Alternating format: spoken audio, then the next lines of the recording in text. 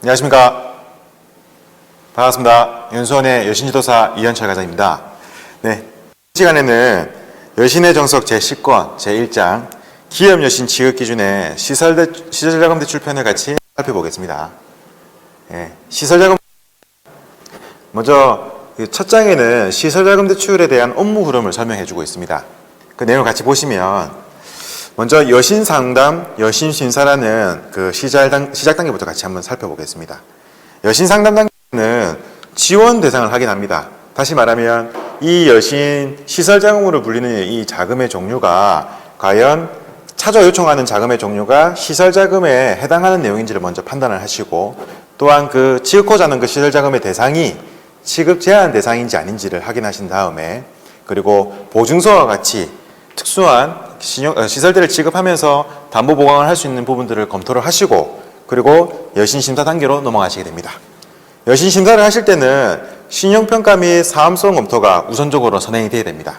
신용평가 하면 여러분들이 흔히 알고 계시는 비소매기업에 대한 신용평가와 함께 소매기업마저도 저희가 신용정보로 간주될 수 있는 기타 그 비재무 항목과 재무 항목들을 판단하셔서 과연 이 시설대를 영위하고 현금 흐름을 창출해낼 수 있는 우량한 기업인지를 먼저 판단하셔야 될 거고, 또한 해당 업체가 매입하거나 투자하고자 하는 그 시설대의 종류가 과연 향후에 이러한 차주의 건전성을 신용평가로 검증받은 차주가 해당 시설을 매입함으로 인해서도 계속 유지가 될 건지에 대한 사업성 검토도 같이 수반이 돼야 될 겁니다.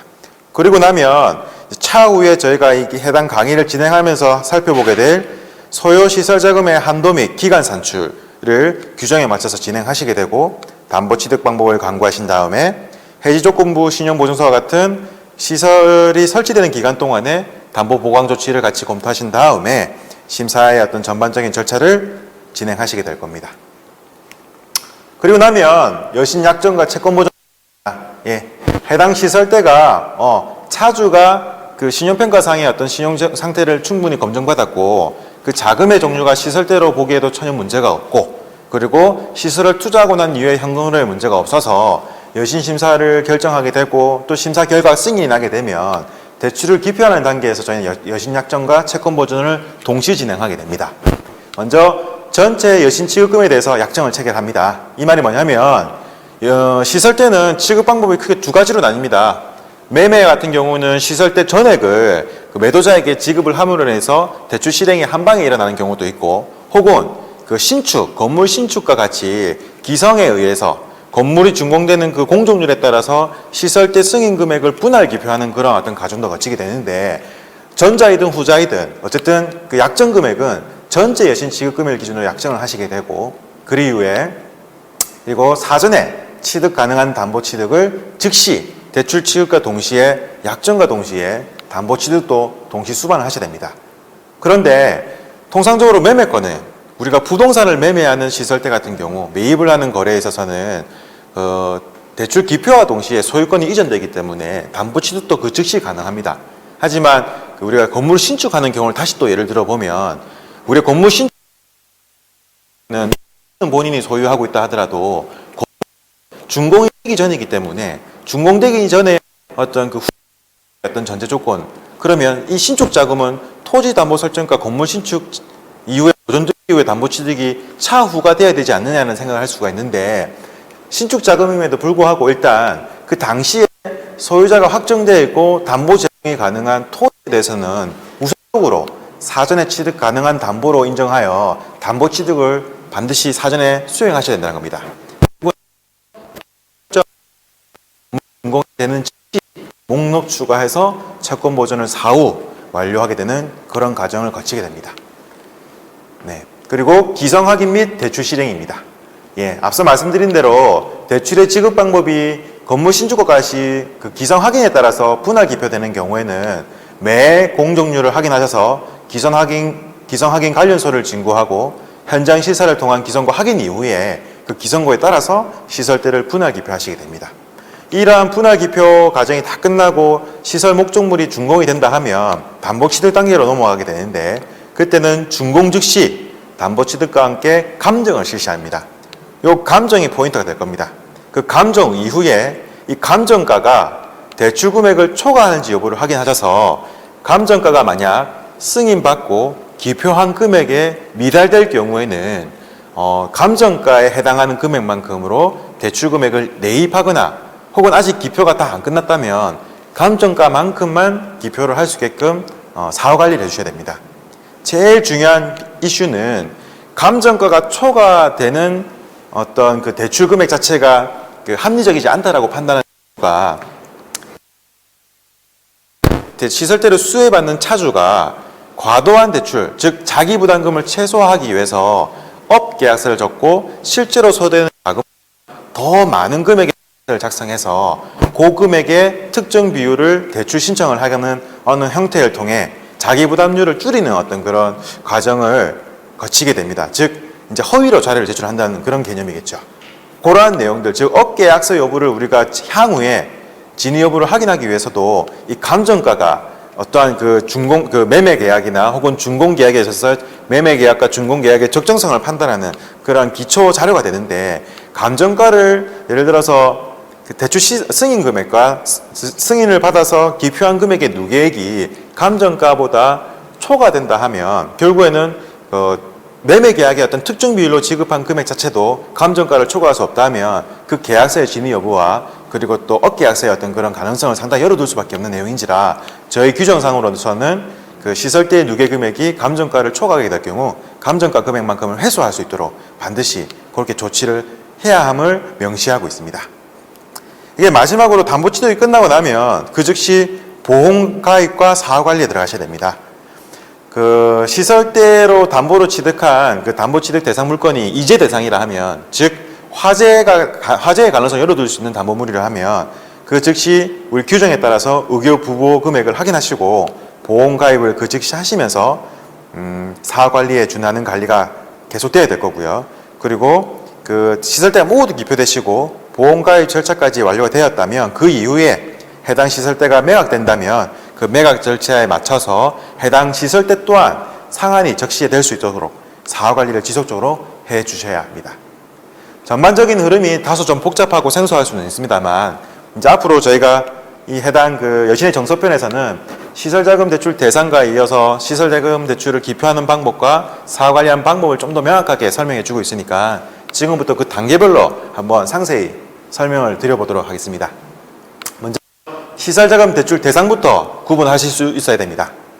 시설자금 대출 대상은 열거되어 있는 1번부터 6번 기호에 해당되는 내용들이 시설자금 대출 대상입니다. 그 면면을 좀 더 면밀히 살펴보면 일단 공장, 사업, 기숙사 등 업무용 부동산의 건축, 신축이나 증축, 개축까지 다 포함을 시키는 자금은 저희가 시설대로 간주할 수 있습니다. 단 유의하실 점은 이 1번에 해당하는 부동산의 종류라 하더라도 차주, 시설대를 요청하는 이 차주의 업종과 반드시 확인을 같이 크로스를 하셔야 됩니다. 예를 들어서 부동산 임대업자가 공장을 임대할 목적으로 공장을 매입하겠다 하니 특정 자금을 요청한다 하면 시설대로 간주할 수 있습니다. 왜냐하면 부동산 임대업자가 공장을 매입한 즉시 이게 비유동자산으로 편입이 되어서 유동자산을 활용하여 현금 흐름을 창출하는 일종의 자산의 어떤 형태로 취득이 되는 반면에, 만약에 똑같은 동일한 공장을 매입을 하는데 그 차주의 업종이 부동산 임대업자로, 부동산 개발업자로 가정을 하게 된다 하면 이 공장은 비유동 자산의 형태가 아니라 결국에는 상품을 매입해서 파는, 부동산 개발업자가 공장을 매입을 했다가 재개발하여 파는 형태의 일종의 상품의 개념이라 결국에는 이게 시설대가 아닌 공장을 매입하는 자금이라 하더라도 부동산 개발업자는 운전자금으로 지급이 돼야 되는 그러한 미묘한 차이점이 있습니다. 그래서 포인트는 부동산의 종류도 중요하지만 이 부동산을 매입하는 차주의 업종도 반드시 같이 체크를 하셔서 시설자금 대출 대상인지를 검토를 하셔야 됩니다. 두 번째는 업무용 부동산의 매입 자금입니다. 세 번째는 기계기구, 기타 설비 등의 구입, 제작, 설치 자금.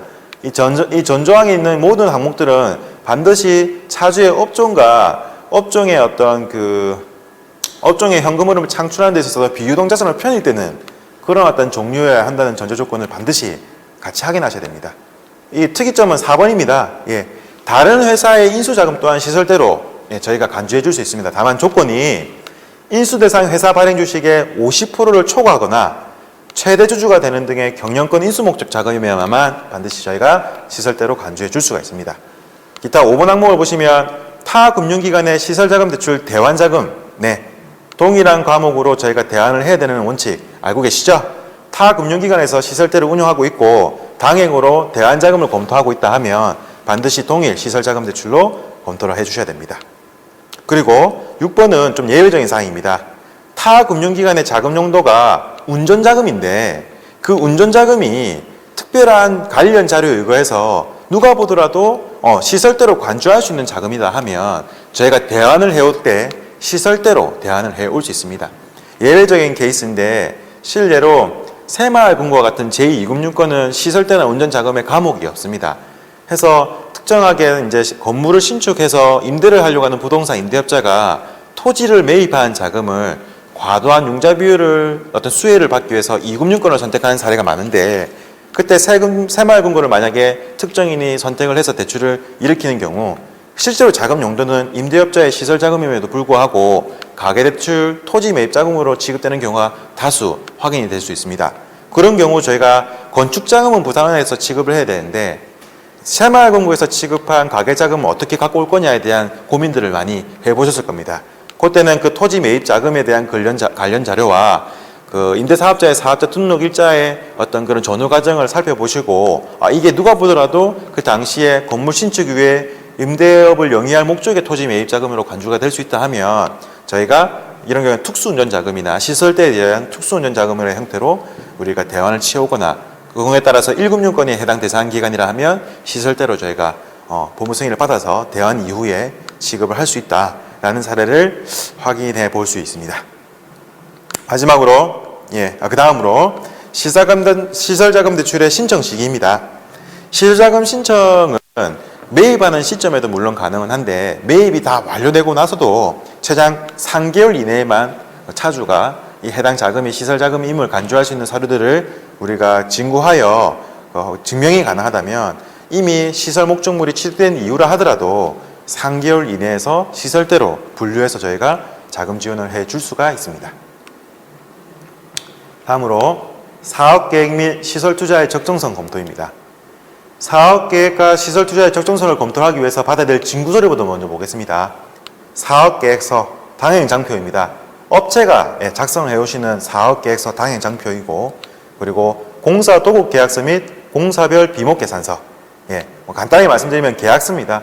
신축인 경우에는 공사 도급계약서가 될 거고 매매인 경우에는 매매계약서가 될 거고요. 그리고 건축허가서 본건이 토지에다가 특정 건물을 짓는 신축 자금이다 하면 그 신축 행위를 이제 관할 구청의 건축가에서 허가를 받은 허가서가 필요합니다. 그리고 매입 자금의 경우에는 매매 계약서 및 감정서, 그다음에 자기자금 확인용 증빙 자료. 이 자기자금 확인용 증빙 자료라 하면 실제로 10억이라는 공장 매입 자금에 대한 시설대를 검토할 때 차주가 시설대 융자 비율 80%만큼만 지원해 주세요라는 요청을 했을 때 나머지 20%에 대한 자기자금을 어떻게 조달할 것이며 조달을 했는지에 대한 자기자금 확인용 증빙 자료가 상당히 중요한 심사 포인트가 됩니다. 그래서 그런 부분들 같이 검토해 주셔야 되고 그리고 기계기구 구입 또는 설치 계약서 해당 시설대가 기계기구 매입 자금인 경우에는 그 설치 계약서나 구입 계약서가 반드시 필요하십니다. 그리고 기타 시설 내용과 자금 용도 시공사의 시공 능력을 확인할 수 있는 확인 서류. 이 말은 신축 자금인 경우에만 해당이 되는데 신축을 하는 도급 계약 당사자, 차주와 시공사 이때 신용 리스크는 차주의 신용 리스크도 상당히 중요하지만 시설대의 금액이 크면 클수록 그 건물을 준공하거나 설치를 하는 시공업자의 신용도도 상당히 중요한 심사 포인트가 됩니다. 왜냐하면 기성을 하던 중간에 시공업자든 차주든 신용 상태가 상당히 악화되거나 부실이 될 경우에는 해당 여신 전체가 부실로 전이될 수 있는 가능성을 저희가 전혀 배제할 수는 없기 때문에 시공사의 시공 능력 확인 서류도 상당히 중요한 적정성 검토의 필수 진구 서류가 될 수 있겠습니다. 검토 내용들은 이 해당 그 진구 서류를 설명하면서 간략하게 설명드렸기 때문에 생략하고 같이 한번 읽어주시면 되겠습니다. 자, 시설자금의 대출 한도입니다. 중요한 개념이죠. 우리가 시설대를 앞서 우리가 얘기했던 시설자금 대출 대상을 확인했고 시설자금 대출 대상이 이후에 필수 징구서를 통해서 시설 지원의 적정성을 검토를 했다 하면 과연 그러면 얼마까지 시설대를 지원해 줄 수 있냐에 대한 첫 번째 심사 단계가 될 겁니다. 그때 우리가 대출 한도는 크게 두 종류가 있습니다. 지금 설명해드리는 시설자금 대출 한도와 또 별개로 시설자금 대출 및 한도 산출표에 근거해서 저희가 산출하는 시설대 한도가 따로 있습니다. 그건 차후에 한 번 더 설명드리기로 하고, 첫 번째 심사 단계에서 일단 융자를 시설대를 특정 부동산을 매입하는 차주의 시설대를 지원함에 있어서 그 최대 융자 한도는 얼마까지 지원해 줄 건지에 대한 가이드를 이 대출 한도에서 일단 먼저 필터링을 하게 됩니다. 그 내용을 먼저 보시면 일단 기계장치 등 구입, 밑에서부터 설명을 드릴게요. 기계장치 등 구입 시설치 자금은 총 소요 자금의 70% 이내에서 융자 대출 한도가 결정되게 됩니다. 무조건 70%를 지원한다는 뜻이 아니라 70% 이내에서 차주의 신청 금액과 그 다음에 최대 캡으로 씌워놓은 70% 이내 금액을 비교해서 작은 금액을 지원하시게 될 건데, 무조건 기계기구 매입할 때 무조건 70%까지 가능하세요라는 어떤 안내나 가이드보다는 일단은 차주에게 필요한 적정 금액을 확인하시고 그 자금을 기준으로 총 소유자금 대비 어떠한 얼마의 어떤 융자 비율을 이제 형성하게 되는지 여부를 이제 요구로 이제 그 판단하시는 어떤 그런 과정이 조금 더 적합할 거라 생각이 됩니다. 소유 중요한 포인트입니다. 이 총 소유자금을 그럼 어디까지 볼 거냐? 물론 부가세나 취득세, 관세 등을 제외한 순수 취득원가만 기준으로 하셔야 됩니다. 만약 매매 계약서상에 부가세 포함이라 되어 있다면 부가세를 제외한 금액을 가지고 총 소유자금을 간주하셔서 그 금액의 기계기구 같은 경우에는 융자 대상 대출 한도로 판단하셔야 될 거고, 거기에 부수적으로 붙는 취득세, 관세, 등록세 등은 절대 총 소유자금에 포함을 시킬 수가 없습니다. 그리고 신용등급 BBB- 등급 이하이면서 이게 만약 소매기업인 경우에는 AS등급 5등급 이하는 소유자금의 80%, 기계장치 등의 구입자금을 제외한 시설대인 경우에는 소유자금의 80% 가능하시고, 신용등급이 BBB 이상이거나 AS등급 기준으로 4등급 이상인 경우에는 소유자금의 90%까지, 그리고 신용등급 기준으로 A등급이고 AS등급이 3등급 이상인 경우에는 총 소유자금의 100%까지도 지원해 줄 수 있다. 그래서 신용등급과 그 매입 부동산, 시설대의 어떤 매입 대상의 어떤 그 자산의 어떤 종류에 따라서 소유자금을 소유자금 대비 융자 비율을 달리하고 있다는 거 꼭 기억해 주셔야 되고요. 올해인가요? 최근에 개정이 되면서 달라진 개념은, 과거에는 총 소유자금 캡, 예를 들어서 10억이라는 공장을 매입하는데 부가세 제외한 공급가액 기준으로 10억짜리 부동산이라 하면 트리플 BBB인 경우에는 트리플 BBB- 이하라고 간주를 해보겠습니다. 그러면 소유자금의 80%면 즉 8억이죠. 8억까지만 지원을 할 수 있습니다. 지금 현재 기준으로는. 그런데 이제 과거에는 이 소유자금의 80%라는 융자 비율을 조금 상회하더라도 본부의 승인을 득하거나 정액권자의 승인만 득한다면 지원도 충분히 가능했지만, 지금 이 대출 한도로 명시해 놓은 이 융자 한도를 반드시 초과할 수 없다는 거 기억하셔야 됩니다. 물론 몇 가지 예외 사항은 있습니다.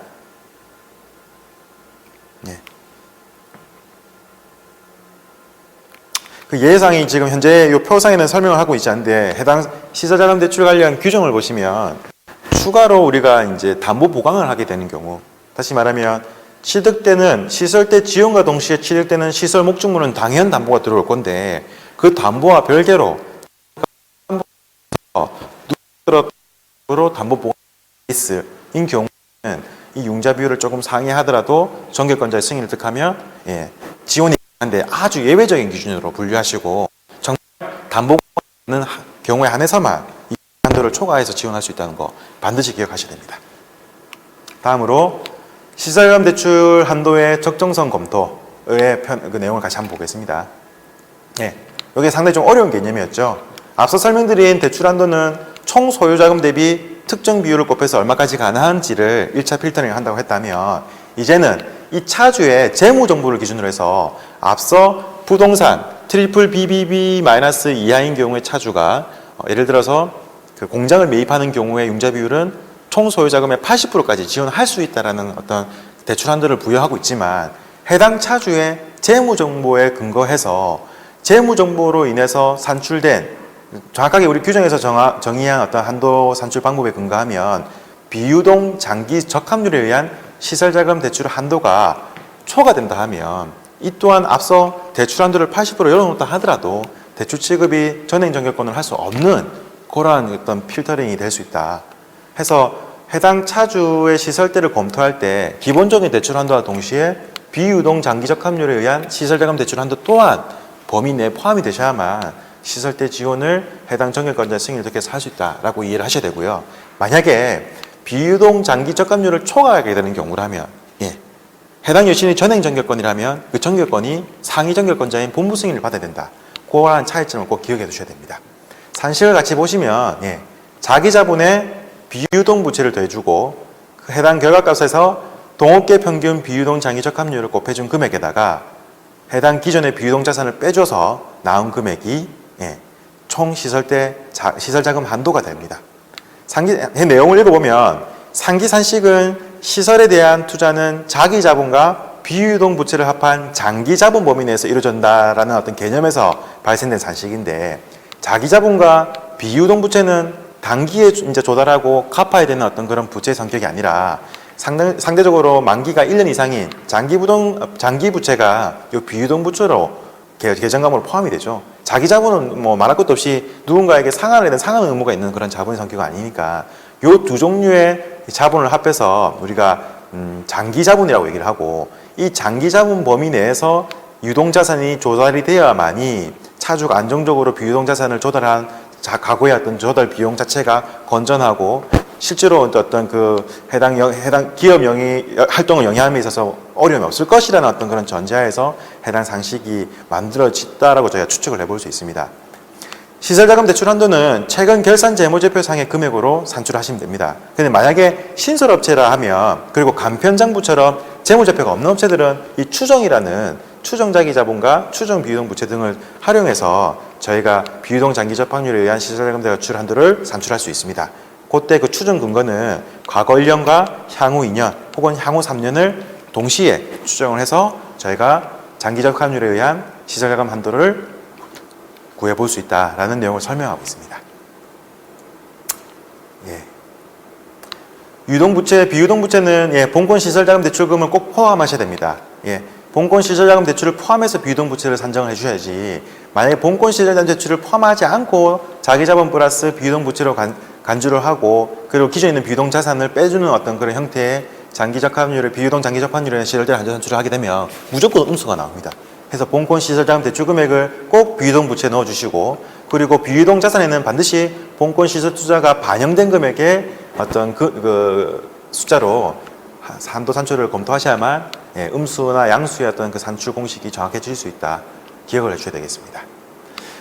이게 보시면 동업계 평균 비유동 장기 적합률이 100 미만인 경우에는 100으로 적용할 수 있다라고 설명하고 있는데 업계 평균 비유동 장기 적합률은 여기 보시는 홈페이지 ecos.book.or.kr에서 해당 업종의 한국은행 경제통계 시스템에 나온 홈페이지에서 해당 업계의 평균 비유동 장기 적합률을 확인해 볼 수가 있고요.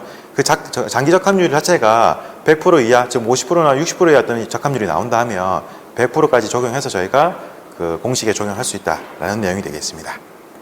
자, 아까 설명드렸던 내용인데요. 해당 산식에 의해서 산출된 비유동 장기 적합률에 근거한 시설대 자금 한도 자체가 차주가 요청한 금액을 만족하지 못하는 즉 음수가 나오게 된다 하면 해당 기업의 특성상 시설자금 대출 한도를 초과하여 지급하는 것이 불가피하다. 즉 원칙적으로는 이 해당 비유동 장기 적합률에 의한 시설대 한도를 초과해서 지원할 수 없지만 그 불가피한 사유를 설명을 하고 본부 여신 정결권자 승인을 득할 경우에 한해서 지급할 수 있다는 거 반드시 기억을 해 두셔야 되겠습니다. 그리고 시설자금 대출 기간을 같이 한번 살펴보겠습니다. 시설자금 대출의 기간은 최장 15년 이내에서 취득자산의 잔존 내역연수 범위 내에서 취급함을 원칙으로 하고 있습니다. 취득자산의 잔존 내역연수는 기계인 경우에는 15년, 부동산인 경우에는 등등 이게 그 취득하는 유형자산의 내역연수가 정해져 있는데 그 내역연수가 지금 저희가 시설대로 지원해 줄 수 있는 유형자산의 종류, 비유동자산의 종류를 앞서 설명드렸는데 그게 어차피 최장 15년입니다. 그래서 내역연수는 크게 고려치 마시고 최장 15년 이내에서 지원한다는 어떤 큰 개념만 이해를 해주시면 되겠습니다. 대출 기간은 시설자금 대출 기간 및 한도 산출표에 의해서 산출된 기간 범위 내로 하셔야 됩니다. 우리가 내부비주 화면에도 시설자금 대출 기간 및 한도 산출이라는 네오비스 화면이 있습니다. 그 화면에서 앞서 비유동 장기적 합류에 의한 시설대 한도 산출도 하시고 동시에 기간 산출도 되십니다. 그 기간을 초과해서 지원할 수 없고 그 기간을 초과하게 되면 또한 상위 정액권자의 승인을 득하셔야 되는 내용이 되겠습니다. 네. 물론 이러한 그 시설자금 대출 기간 및 한도 산출을 초과한 여신 지원도 물론 가능은 하신데 그때는 정책자금 등 대출 기간이 별도로 정해진 대출이거나 혹은 그 특별하게 본부 승인을 받는 경우를 제외하고는 앞서 설명드린 한도 산출표와 기간 산출표에 근거한 그 기간을 반드시 준수하셔야 된다는 내용을 기억해 주시면 되겠습니다. 일시상환 방식 대출의 시설자금 대출은 조금 그 기준이 틀립니다. 예, 최장 3년까지 지원을 해줄 수가 있습니다.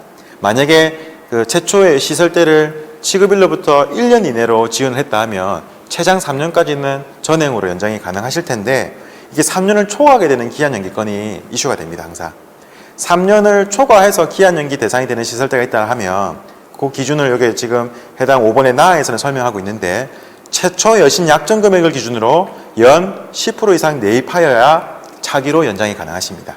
단 10% 이상 내입 없이 기한 연장하는 경우에는 최저 본부 심사 협의회 승인을 득하시고 기한 연장이 가능하다는 거 꼭 기억을 해주셔야 되겠습니다.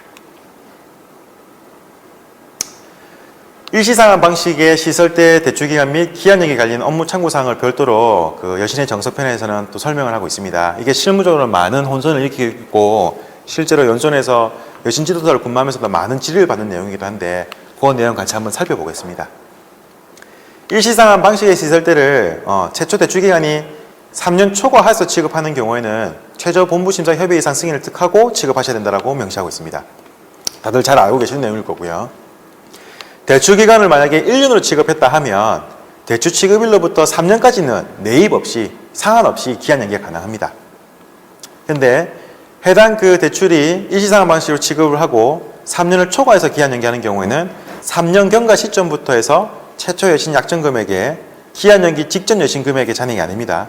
최초 여신 약정 금액을 기준으로 10% 이상 내입해야만 연장이 가능하다. 예시를 보시면 2018년 10월 1일 날 대출을 1억을 지급했습니다. 시설대로. 대출기간은 1년짜리셨고요. 2021년 10월 1일 이후에 기한 연장이 도래했습니다. 그때는 매년 최초 약정 금액인 1억의 10%, 즉 1,000만 원 이상 내입해야 하며 10% 미만 내입하거나 혹은 내입하지 않고 연장을 하는 경우에는 본부 심사역 협의 이상의 승인을 받으셔야 된다는 걸 설명을 해주고 있는 내용이 되겠습니다. 이 내용들도 한번 좀 읽어봐 주시면 될 것 같고요. 근데 조금 실무적으로 좀 헷갈리기 쉬운 부분이 간혹 가다가 시설대 취급 지침에 근거한 그 최초 약정 금액 10%를 내입해야만 3년 초과 연장이 가능한 부분과 직무정액권상에 여신 대출 최종 약정 금액의 몇 프로 이상을 내입하면은 기한 연기를 전행을 할 수 있다는 정액권 확대 기준을 간혹 이제 혼선을 일으키는 경우가 많습니다. 근데 시설대면 반드시 시설대 취급 지침이 먼저 기준이 우선돼야 되고요. 그 직무정액권상에 그 기한 연기 정액권 확대 기준을 우선하게 적용할 수 없다는 거 꼭 기억해 주셔야 되겠습니다. 넘어가도록 하겠습니다. 네, 그 앞서 우리가 시설자금 한도 및 기간 산출에 따라서 대출 한도, 즉 총 소유자금의 신용평가 등급별, 그 자산 취득의 어떤 종류별, 융자 한도 80% 최대 100%까지 지원할 수 있는 그 시설대 한도와 별개로 차주의 재무정보에 근거한 시설자금 대출 한도와 기간, 요 조건을 만족해야만 대출 취급이 해당 정액권자의 승인을 득해서 취급이 가능하다. 그걸 초과하거나 예외로 할 경우에는 본부 승인을 받아야 된다는 설명을 드렸는데, 그럼 무조건 대출 한도와 달리 다른 기준으로 적용되는 재무정보에 근거한 시설자금 대출 한도와 기간 산출을 반드시 하고 준용을 해야 되느냐에 대한 기준입니다. 꼭 그렇지는 않다는 겁니다. 예외로 적용할 수 있는 거, 시설자금 한도와 기간 산출을 생략할 수 있는 기준을 우리 해당 그 규정에서 설명하고 있는데, 여신의 정성에서 열거한 내용들을 보면 먼저 동일인 기준 10억 이하의 일반 시설자금 대출인 경우에는 우리가 시설자금 한도와 기간 산출을 생략하고 대출 한도만 지켜진다면 해당 직무정액권자의 승인을 득하고 지급이 가능합니다. 그리고 결산기가 2기 이하의 신설업체에 대한 시설자금 대출 또한 우리가 시설자금 한도와 기간 산출을 생략할 수 있습니다. 그리고 외부기관의 융자 추천에 대한 시설자금 대출 또한 생략이 가능하고 정부나 지방자치단체, 공공법인, 비영리법인에 대한 시설자금 대출도 생략이 가능하다. 프로젝트 파이낸스, 이게 PF라 불리는 PF 관련 여신 또한 저희가 이러한 기간 산출이나 한도 산출 생략이 가능하다. 이 3번에서 유의하실 점은 외부 기관의 융자 추천서에 의한 시세자금 대출이라고 하면 그 범위를 아주 광범위하게 생각하시는 경우가 많은데, 대표적으로 이제 상당히 이제 혼선을 일으키는 예 중에 하나가 신용보증서입니다.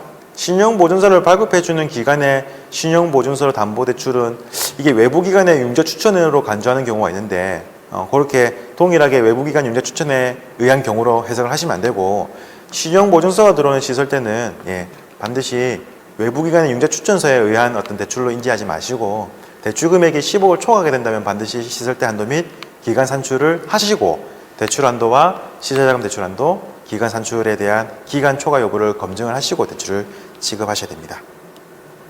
네, 이상으로 시세자금 대출 편을 1편 강의를 마치도록 하겠습니다. 다음 시간에 저희가 기성고 확인 방법과 대출 지급 방법, 사관리와 담보 취득 방법을 같이 한 번 더 살펴보도록 하겠습니다. 네, 수고 많으셨습니다.